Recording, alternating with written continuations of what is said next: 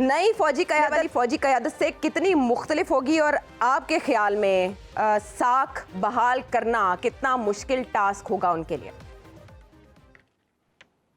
देखें, एक तो मौजूदा आर्मी चीफ जो अभी नए आए हैं उनके पास टाइम नहीं होगा, उनको वो उन हालात में आए जहाँ पे, जिस तरह आपने भी जिक्र किया, सियासी पोलराइजेशन है मुल्क के अंदर, एक तरह से इदारे की साख को भी नुकसान पहुँचा है, तो उनको बहुत सारे काम बहुत जल्दी करने पड़ेंगे। लेकिन अगर कोई ये सारे काम करने के अहल है तो वो यही इदारा है, यही आर्मी चीफ हैं। उनको एक एडवांटेज है कि पाकिस्तान ना सिर्फ खित्ते की बल्कि दुनिया की बेहतरीन फ़ौज है जिसके वो बतौर कमांडर आए हैं और ख़ुद भी वो एक कॉम्पिटेंट जर्नल हैं। तो मुझे तो पूरा उस हवाले से यकीन भी है और पूरा कॉन्फिडेंस है कि जहाँ तक सिक्योरिटी से हवाले से मामूलात हैं उनके हवाले से पाकिस्तान की कौम को बिल्कुल फ़िक्रमंद होने की ज़रूरत नहीं, मजबूत हाथों में हमारा दिफा है। अब दूसरी चीज़ ये है कि कमर जावेद बाजवा साहब ने जाने से पहले एक तकरीर वगैरह भी की और उन्होंने जिक्र किया कि अब सियासत से इस्टेब्लिशमेंट अपने आप को दूर करेगी।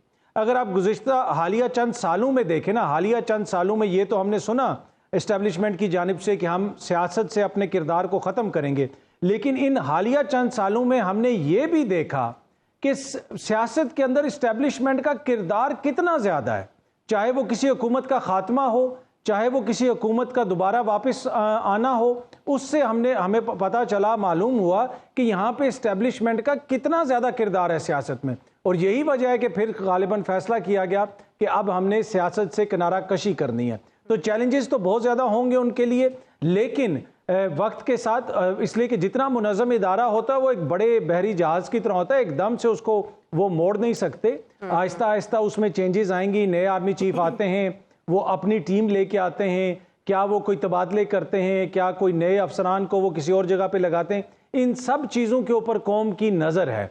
और मुझे पूरा यकीन है कि ऑब्वियसली वो जो भी फैसले करेंगे वो आइन और कानून के मुताबिक भी होंगे और पाकिस्तान और पाकिस्तानी कौम के हक में होंगे। बस ये सवाल यहाँ पे है ना राना साहब, हाँ ये पॉइंट आपने बहुत अच्छा एस्टेब्लिश किया। बात यही है कि सियासतदानों की कमजोरियां ही हैं जो कि मसला बनती रहीं और मसाइल को हल करने में नाकाम रहीं। यहाँ पे दो तीन बातें नसीम साहब जी एक लाइनर, सिर्फ एक लाइनर भी नहीं बल्कि एक लफ्ज़ राना साहब के तज्जिए का जो है ना कि सियासत में मुदाखलत नहीं होनी चाहिए, तो इनके तज्जिए का खुलासा यही है कि असी ना ही समझिए, ठीक है कि नहीं? हाँ, ये चलता है। इस वक्त आयशा, इस वक्त मसला ये है कि इस वक्त अतर काज़मी साहब नहीं बोल रहे, मुस्तकबिल के यहाँ पे केयर टेकर मिनिस्टर बोल रहे हैं। एग्जैक्टली, हाँ अतर को समझा जा रहा है अहल उस मनसब के लिए। बात फिर आगे जाके उधर ही पहुंचेगी। तो अतर के साथ आप राना साहब अच्छे ताल्लुकात रखें, आपके काम आएंगे। अतर ने उस तरह एक्ट भी करना शुरू कर दिया है, एक्ट भी करना शुरू। छोटी जी गुजारिश, ये छोटी जी निगरान वज़ीर-ए-आज़म नहीं होगी, लंबी हो गई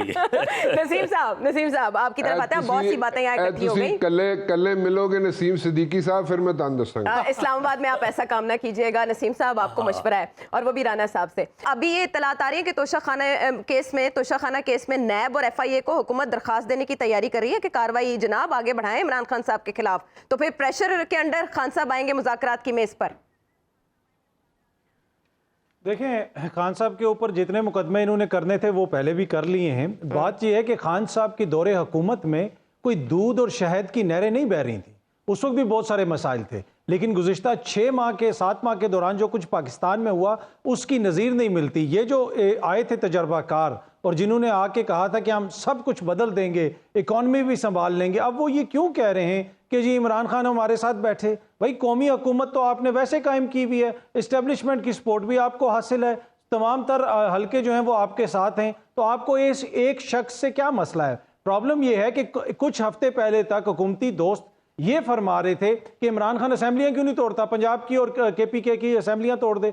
अब वही लोग, वही मोअज़्ज़िज़ सियासतदान ये कह रहे हैं कि आखिरी हद तक जाएंगे, इमरान खान को असेंबलियां नहीं तोड़ने देंगे। इसके ऊपर किसी ने यू टर्न की बात नहीं की। प्रॉब्लम यह है कि यहाँ पे हमारी सिलेक्टिव आउटरीच होती है। हमें इखलाकियात के दौरे सिर्फ उस वक्त पड़ते हैं जब वो किसी एक मखसूस साइट पे बात हो। हमें यहाँ पे नजर आ जाता है कि कंटेनर पे किसी ने खड़े होके ओए कह दिया। मौलाना फजल रहमान साहब ने जो जुबान इस्तेमाल की, जिस किस्म की गैर शाइस्ता जुबान इस्तेमाल की, उनका जो क्लिप वायरल हुआ है उस पर कितने TV प्रोग्राम हुए। अगर यही बात किसी और ने की होती तो सुबह से शाम तक टीवी ने उसके ब्रेकिंग न्यूज उसके ऊपर चलानी थी, उसके ऊपर तजियाकारों ने तजिए करने थे। यहां पे सिलेक्टिव आउटरीच। और दूसरी चीज ये है कि चाहे इकोनॉमी हो जाए, चाहे फॉरेन पॉलिसी हो जाए, इससे फौज का कोई ताल्लुक नहीं होना चाहिए। ये सियासतदानों के काम है। प्रॉब्लम यह है कि अगर बैरूनी दुनिया ये देख रही है, जिस तरह सदीकी साहब ने बताया कि पाकिस्तान के अंदर क्या हो रहा है, क्या बैरूनी दुनिया ये नहीं देखती कि हमारे इदारों की JITs ने हमें बताया कि इस सियासतदान के 400 अरब के करप्शन है, इसकी 200 अरब की है, इसकी 500 अरब की है, और वही सियासतदान ला के दोबारा हमारे ऊपर मुसल्लत कर दिए। सरकारी त्यारों में उनको बैठा के लेके आया गया बाहर के ममालिक से। क्या बाहर की दुनिया ये नहीं देखती? एक अदालतों को मतलूब शख्स लंदन में बैठा हुआ है और आर्मी चीफ की तैनाती के लिए वजीर आजम यहां से जाके उससे मुशावरत कर रहा है। क्या ये बाहर की दुनिया नहीं देखती? प्रॉब्लम ये है कि हमें सिलेक्टिव वो नहीं करना चाहिए, जो हकायक हैं वो बयान करने चाहिए। FATF में फौज ने बेहतरीन किरदार अदा किया, लेकिन सिविलियन हुकूमत के मातहत किरदार अदा किया। मत उस किरदार को बढ़ा के पेश करें कि जैसे वही हुकूमत चला रहे थे। जिस तरह पराचा साहब ने भी फरमाया कि जनाब वो हुकूमत चला रहे थे, ये तो हम खुद ज्यादती करते हैं इदारों के साथ। भाई इदारे जो हैं वो हुकूमत के मातहत होते हैं, चाहे शहबाज शरीफ साहब वजीर आजम हो, खान साहब वजीर आजम हो, या मुस्तकबिल में कोई और मोअज़्ज़िज़ शख्सियत हो। जब हम इदारों को रियासत का दर्जा दे देते हैं और फिर हम क्या करते हैं, फिर हम सियासतदानों के लिए आसानियां पैदा करते हैं। वो हमें कहते हैं जनाब देखें हमारे हाथ में तो कुछ नहीं था, वो सब कुछ इदारों के पास था। इकॉनमी पे भी उन्होंने ये मशवरा दिया, इस मामले पे उन्होंने ये मशवरा दिया, फॉरेन पॉलिसी पे ये मशवरा दिया। नहीं, ये काम जो है आपने करना है सिविलियन क़यादत ने। हाँ, बाकी जो मुल्क का दिफा है उससे रिलेटेड जो चीज़ें हैं उसमें वो फॉरेन पॉलिसी में भी इनपुट देंगे, इकॉनमी में भी इनपुट देंगे, लेकिन ये एक्सपेक्ट ना करें कि वो आपको पॉलिसियां बना के दें। अगर इदारा कह रहा है कि हम गैर सियासी हो गए हैं, तो आप क्यों खींच रहे हैं उनको बार बार बीच में?